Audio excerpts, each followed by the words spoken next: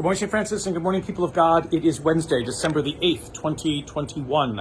It is Wednesday of the second week of Advent, but much more importantly, it is today the solemnity of the Immaculate Conception of the Blessed Virgin Mary, patroness of the United States, patroness also of the Diocese of Raleigh. So remember on this day, a quick reflection because there are masses galore today. Coming to you from the closed-in patio of the Rectory Friary just now.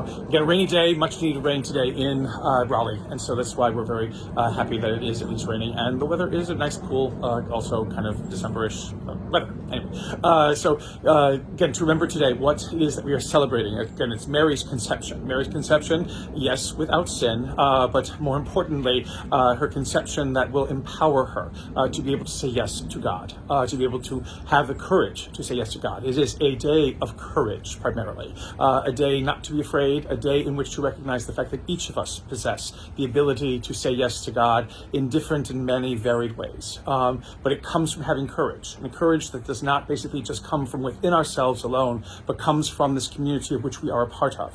That's the community of the church, the community of believers, the community of our parishes, but more importantly, the community of our human family, to see in all brothers and sisters the ability of God to be at work in this world. And because we recognize the ability of God in this work, at work in this world, then, as the gospel will say today, nothing is impossible. It is God who gives us the ability to have faith, God who gives us the ability to believe, and God who gives us courage that needs to be put into use, to be able to be people who proclaim with all we are, with all we're might, that our God comes indeed to save us, not to judge us, not to condemn us, not to destroy us, but a God who comes to make things right. Help us who have lost our way to find our way back home again. Help us who fear to not to be afraid anymore. Help us who are sickly and tired and burdened to be lifted and relieved of all of those things that undo our humanity, that undo who and what we are.